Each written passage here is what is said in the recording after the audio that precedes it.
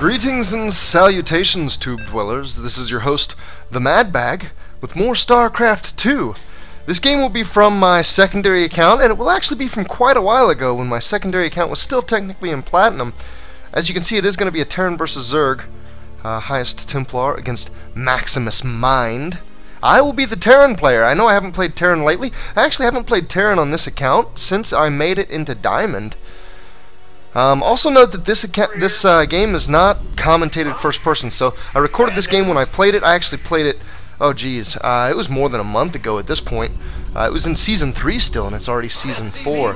Like I said, it was when I was still in Platinum, so I've been in Diamond all of Season 4. I made it into Diamond in the end of Season 3. Terran, of course, is I would say, my terriblest race. I don't feel confident with Terran at all. I actually think that Terran has the hardest macro. People are going to say, LOL mules, Mad Bag, what are you thinking? Terran has the hardest macro, yeah, no. Queuing units on the various production structures, it just, I don't know, it's the most unnatural feeling to me. It feels weird. With Zerg, you can just do a big cook of units all at once. You can even kind of wait and not build an army and then just get an army all of a sudden. Whereas Terran, you have to be much more, considerate. You have to plan on that army. And then Protoss, your macro, it's almost like it's a tactic, like it happens with your micro in the middle of battle, which, I don't know, that just feels natural to me. And the jump between micro and macro for Protoss seems like a smaller jump that feels a lot more natural to me. Whereas Terran, you got to be looking at the battle, but paying attention to your macro, hitting your hotkey, you know, moving your rally around, forecasting your rally because units end up at your rally way after you set it there, and continue to go there after you've reset it somewhere else. So I don't know, just a lot of things feel unnatural to me about Terran.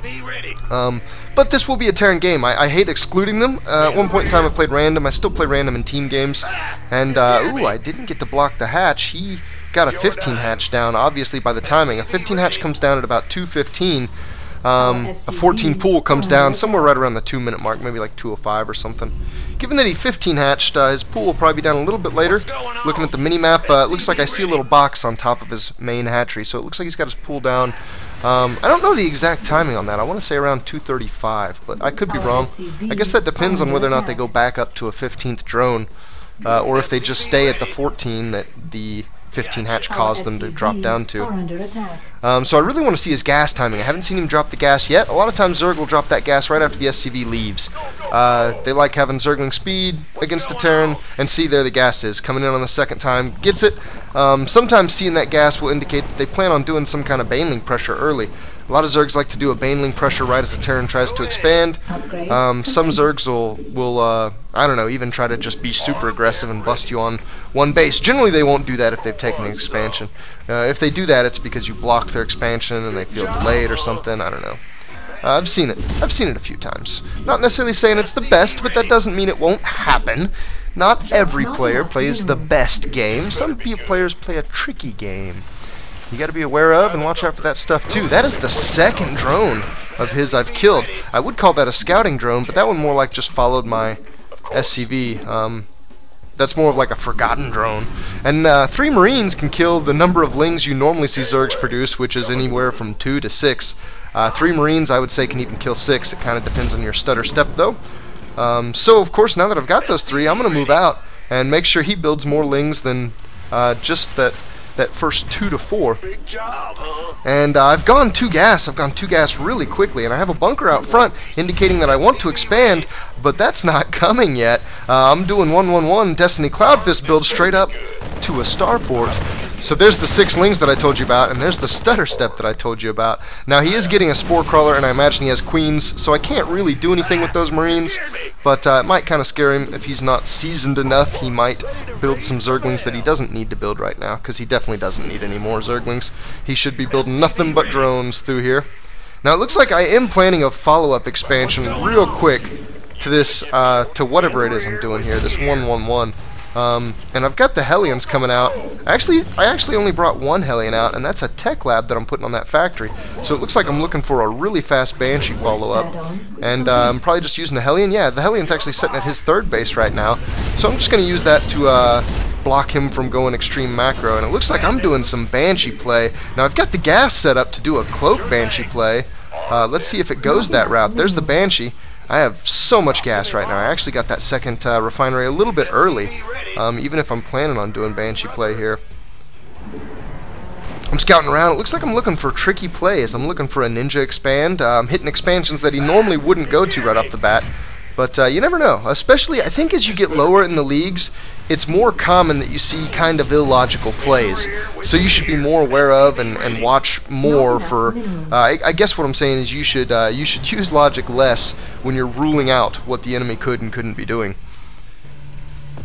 And I see a second factory going down, so I'm building a tech lab again on my factory, indicating that I actually do want that factory to have a tech lab. Ooh, and I'm starting a siege tank. It looks like I'm mainly focusing this build on defense. This tech that I'm getting up is kind of more like spotting tech, and not really I want to kill you tech, but like I want to keep tabs on you and kind of keep a lid on you. A Banshee will make him do a couple other things that are not just solely macro focused. And I'm not macroing the hardest I can either. I'm kind of doing a little bit of a weird go-between, but I'm looking to go into mech with this play. Just that I have two factories, that indicates that I'm wanting factories to be my primary production building. And I'm putting a tech lab on both too. That's interesting. That might indicate that I want to do some kind of huge tank pressure. Here's my third factory. I like to see that I am going to go ahead and up that production, because with all the gas into tanks and I guess this one Banshee and the starport, I will want a reactor factory to absolutely pump Hellions out. Hellions are going to be basically like the main meat of my force. Given that that queen got damage on the Banshee, one-on-one a Banshee can kill a queen, but the Banshee comes out of it with very low life. I think it's literally like 2 attacks off from the queen winning over the Banshee. 2 queen attacks. She comes out with very low health, and before that fight even started, the Banshee had taken a couple hits from the queen, so I didn't really want to risk losing the Banshee. I pulled it out. A Viking, a quick follow-up of a Viking. Looks like I'm going to go Overlord hunting. That's kind of cool. I'm not sure that's always the best play. It kind of just depends on how many Overlords the Zerg has out and how well he responds to it. You can respond to the Viking pretty well and not really take much damage from it, but it'll kind of reduce his map control, his map awareness. And I am kind of getting gas quickly on my expansion, but it looks like I'm keeping plenty of SCVs on the minerals. And I'm getting the engineering bay out. We're coming up on 10 minutes. I haven't specifically seen roaches from the Zerg, so he could very well be doing a muta play. And even if he had roaches, that doesn't totally rule mutas out. It just makes it a little bit less logical of a build. If you're spending gas on roaches, that reduces the gas you can spend on the mutas. And mutas you want in just a huge number real early. And this 10-minute mark is where they'd be coming out if he was going mutas. So I'm getting the engineering bay. Again, safety in mind, safety in mind. It looks like I'm actually not putting together a huge tank push like I suggested I may. Just seeing those 2 early tech labs is what made me think that. Maybe I was just thinking I was going to get Blue Flame in Siege mode very quickly. I think I've got Siege mode. I don't know if I have Blue Flame. I actually haven't been watching. Nice. Catching more Overlords. That's good. I do have Siege mode. There we go. There's one Hellion. I couldn't tell. I almost wish they had like a passive icon on the Hellion. Just so when you click on a single one you can tell. We'll see it in just a second. We'll see a flame spout. Yeah, no, I don't have Blue Flame yet. I'm pretty sure I haven't even started it yet either, so I likely won't for this push. I do kind of like the way I'm creeping up here with my siege tanks, and I just put down a lot of Zerglings. There were a lot of Zerglings in that little push that did not connect. Now here come the Banelings. I'm getting some of my Hellions back and my Marines back. That was a decent Baneling hit, but there weren't 2 there, so I still have Marines able to do some damage. Now, he's taken out a lot of my siege tank count with this.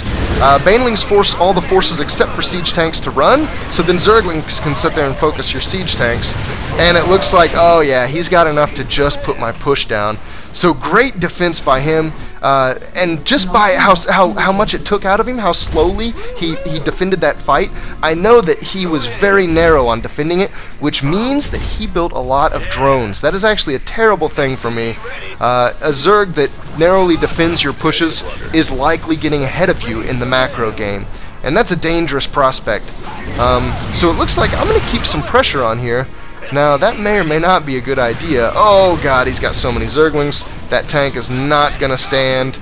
I'm getting plenty of kills here with these Hellions, but ooh, and reinforcement Hellions coming in. Hellions are great against Zerglings. I am not controlling this very well, though. Those Zerglings are getting to me.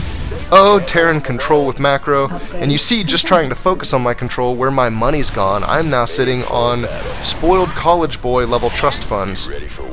I need to whip out... I like that my minerals and gas are roughly equal, but I need to whip out another 2 production facilities and maybe go ahead and start making my 4th command center. I've got my 3rd command center, which means that I want to get that 3rd base going. It's a little bit late, honestly. I should have had it going out behind the push that I did, and if not then, I should have been taking it out as I continued to rally and soak his attention. The little bit of fight that I did in the front there would have kept him from really paying great attention to denying my 3rd, maybe doing an attack on it as it's down, or maybe even having stuff there first. I need to get that 3rd out really soon, though. I am getting more factories, and I've got the armory going with +1 damage now. So that's all good. I kind of like that I'm keeping... I'm not going real heavy on Vikings, but I'm keeping some out. And I've caught myself sniping Overlords a couple different times. And that's great. And having a Viking count is great for... You know, if he goes Broodlords. He's not there yet. He's not anywhere near that yet. And given the push that I did... in the rally that I did, that probably slowed him down from going straight to Broodlords. So I don't expect it yet, but like I said, just having those Vikings, that's great. The 3rd is finally going out. I'm clearing it with some Hellions first, just to make sure there's no Zergling there. Now it's possible that he could have burrow, and he could have a Zergling burrowed. I suppose we'll just have to wait and see until I get over there. I don't want to waste a scan until my command center gives me the error message that it can't land. Then I'll know that there is a Zergling there. Uh-oh.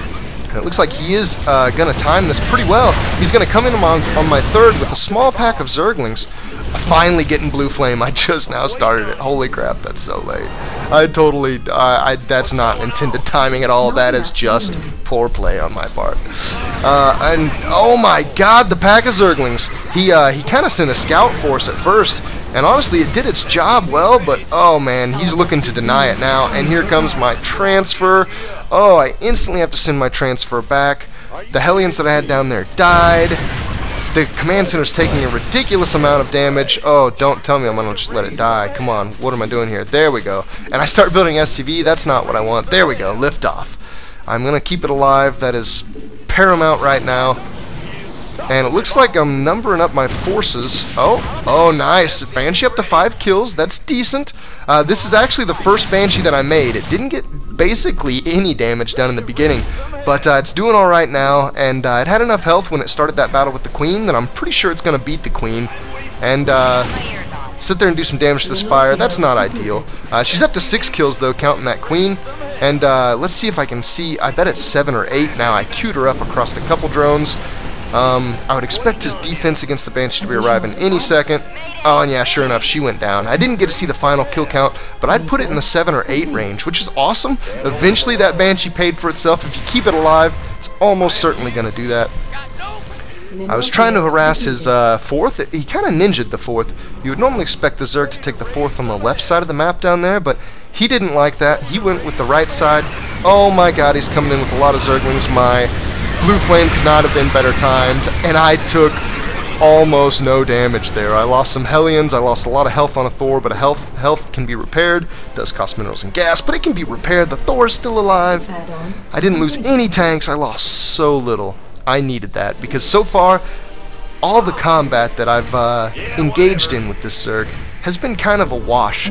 You know, it's kept a lid on him, like I said in the beginning of the game. It's kept him from just being left totally alone and macroing to his heart's desire, hitting his timings perfectly. It's kept him away from that, but I have not been engaging effectively until that push. And it looks like I'm looking for harass. This hatchery's done. I like my timing here, but no drones were transferred. So maybe a mistake on his part, but honestly, overall, good on his part, because I would have just taken a crap ton of drones out if he had. I know Hellions can't do anything to a hatchery, so I'm just going to retreat. I don't want them to get caught. It's likely he has infestors at this point. I haven't seen him yet, but it's very likely. Putting the 3rd, I'm walling the 3rd in, and I'm getting good saturation off of it. Well, good saturation off the minerals anyway.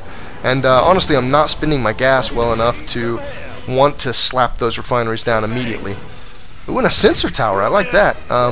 Just that I don't ever play Terran, it's good to see that I'm using some obscure tactics, like getting a sensor tower at your 3rd base. That's going to give me a good idea whenever I'm pushing out. It's going to give me a good idea of when pushes are coming from the Zerg. And it looks like, ooh, I like this. I am finally de-sieging, and I'm taking everything out. I'm starting a 4th command center behind this, which is cool. Oh my, oh, Jesus, Ultralisks. I'm roasting up the Zerglings, which is cool. Now I know the hive techie's going, and I know that he has a hive. That's the first inkling I've gotten of it. Having a couple Vikings made me be kind of okay with getting a surprise Broodlord timing. But Ultras I didn't really expect. Luckily I'm going mech, so it's not like I have to start building Marauders or anything. I have Thors, I have Siege Tanks. They do pretty well against Ultras. Additional supply and I have a lot of Hellions to soak damage from them if needed and to occupy the Ultras. Food block, it's a food block near max, and I want to say that was like my first food block this game, so I kind of like to see that, but I can't really say much because earlier in the game I didn't get production facilities as quickly as I should have, so it's not like I've been optimally producing units the whole time. Getting maxed on the 21-minute mark, that's not impressive. Broodlords! Holy Broodlords! The scan saw it. I do have some Vikings, but that was like a good 6 Broodlords. Yeah, 2 Vikings and 4 Thors. Not quite. Not quite. Oh my god, there's still 2 tanks sieged. Do I see it? Do I know? Yeah, looks like I'm catching it. Maybe a touch late. Looks like they might get out though. So this is kind of dangerous. I'm maxed and it's not a very good anti-Broodlord army. I'm maxed and I've got a lot of Hellions, I've got a lot of siege tanks. Those don't really have a role against Broodlords. Oh, and I've got tanks rallying down like I spoke about earlier. Me being bad with rally points, I love this. The Broodlords come up, that means a large portion of his army is immobile. So I'm instantly taking some of these Hellions that are basically just using up supply right now around his Broodlord army and straight into his third, now into his natural. Oh my god, I've killed so many drones. I wish in this recording I could pull up the drones killed tab, because I'm sure it would give me some awesome little statistics right now. Still 5 Hellions alive. I got a nice little pack of drones there. I'm sure he has plenty at his 4th still, so I didn't totally wipe out his income there or anything, but I bet I just cut his drone count in half, and that's huge. And I've had time that I've got more Vikings. Where are my Vikings? I feel like I should have more than 3. I saw 3 right there. I haven't done the starports yet, have I? I need additional starports. Okay, going for that 4th base. It's actually my 5th command center. I have a command center waiting at my natural, or my 3rd, I mean. I guess that's waiting to go to the right side to make up my 5th base. It might end up being my 4th, depending on the timing. Now, it looks like I'm wanting to do another push out, and again I'm going over to that left side. So if he does a Broodlord push, he's going to do it towards my 3rd, so it's kind of going to come down the center right side of the map. So I'm trying to circumvent that. If he starts pushing, I want to be able to start hitting him on that far left side to instantly be attacking the part of his base that's the furthest away from his push lane. So I really like my positioning here. Again, my Viking count is not good enough for a direct engagement. I will lose basically all of this if he gets a defense in good position. My siege tanks are in really great position to defend everything he has on the ground though. Yeah, his ground army is just being wiped out. But those Broodlords, they are now actively taking out my army, and it's not going to last real long. Yeah, my Thors are going down so fast. I just lost 3 Thors in the time it took me to say not long. I might have a good enough siege here. Yeah, I'm going to take out the 3rd.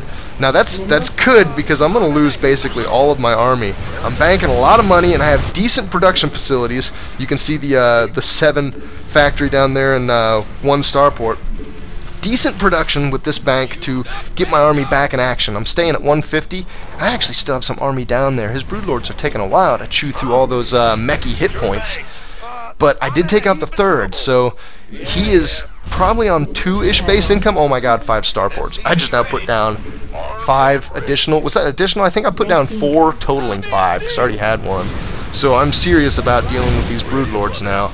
And honestly, since he saw this push and saw how unready I was to deal with Broodlords, I would kind of expect him to invest heavy in them, just because it'd be a smart move, which makes my counterplay a smart move, although it's late. I'm not trying to make excuses. I should have that Viking count up higher earlier. I should have been able to deal with him by the time I did this push, but I didn't, so I had to kind of do this push in a desperate way, and I've lost a lot because of it, but the bank, that's okay. Now I'm toasting more drones. He barely has any drones across those the main and the natural. He doesn't even have a 3rd base now. I'm sure he has plenty of drones out there at his 4th, but I hurt his economy in a sweet way. Hurt his economy well. Okay, I do have 5 starports total. You can see the count there now. All of my production facilities on the hotkey 7. Getting a planetary fortress down here at this 4th base. and I do now have the 5th out and mining. It is just an orbital command, so there's no defense whatsoever over there. Even so much as like 6 Zerglings would be a catastrophe in that mineral line, but it's going. It's getting me money, which is awesome. And sweet, I'm going to bring down even more. Oh yeah, I'm whipping all the gases out now. I know I have bank. I don't even know why I'm putting missile turrets up. I guess I'm just thinking, you know, I got the money for it, why not? Missile turrets don't help against broodlords whatsoever, and I don't expect that he would ever make mutas now in this fight. It's possible if he was sloppy about his control that he'd send his corruptors in if he goes to attack that base. Oh my god! Infestors, that is a huge corruptor count. He's got a bigger corruptor count than I have Vikings, and his infestors can help his corruptors. If I had Thors, they'd be able to kind of help my Vikings, but I don't. And here, it looks like I know I'm queuing some Thors up as well as a crap ton of Vikings. Oh, I love this. Look at how many tanks I have. I have like 9 tanks there and still a good 6 or so Hellions. It looks like I'm just going to suicide into his 4th base. That, again, is a really risky attack, but I think it's going to work. That's going to take his mining back down to... you know what? I actually have a sieged tank watching over his natural 3rd. Look, I just showed it for a split second. I have a siege tank keeping him from getting that 3rd down. Now you can take that out super easy, sure, but that actually just takes his base count down. So again, even if he's getting his drone count back up, he does not have a good base count. He's very low on the bases. Oh, and look there, he's going to try to get it. And is he going to cancel? Is he going to cancel? I bet not. Surely not. I'm ready to go in. If he's getting this drone count up, I'm going to deny it again. And it looks like he is. Oh my god, he's been so good about getting this drone count up. I've killed so many drones in this match. He's trying to run for all he's worth. Oh, the infestor control, that's all it takes. Hellions versus infestors. LOL, Hellions die. Apparently, buggies are extra susceptible to fungus. Infestor uses fungal growth. It's super effective. Broodlords, yeah, even better than infestors. But now look at that army, yeah. That's not even anywhere near maxed, and honestly my gas is keeping me from producing very well, but that is an anti-Broodlord army from a Terran if I've ever seen one. Thors on the ground, Vikings in the air. The Thors will allow me to kill a very large corruptor count with a relatively smaller Viking count, just like infestors would do for the Zerg. But yeah, the Viking count is up there now. That is a Viking count that can one-shot Broodlords. I would like to check to see... Oh, he finally found the siege tank. What can I do here? Oh, I love it, queuing up against 2 infestors. Regular attacks. He's killing it quick. Oh my god, he killed 2 infestors before he died. That is awesome. 150, 125 cost, killing 100, 250 cost. Oh, 2 infestors. That was clutch. Little siege tank that's been denying a base for a while. Now, yeah, and he can't do it. He can't do it. It's not worth it. It won't work. He's got to go. There's too many Vikings and too little economy. Now, unfortunately, this game was played so long ago that it doesn't even show up in my match history anymore. I guess, yeah, no, I don't think I can. It says 3 weeks ago is the latest map it had, or the latest match it had. I think that even was still season 3, but was way earlier than it. It's not any of these. So unfortunately I can't show you any real great breakdowns of statistics in it, but I thought it was a pretty interesting game. It's a game that went late. I don't really get to talk about the late game very much. I have a feeling that in the lower leagues you may not get to the late game near as much, just because there's so much just chaotic, caustic, just madness that just explodes in every game. But there's some of it. And thanks for watching. See you guys later.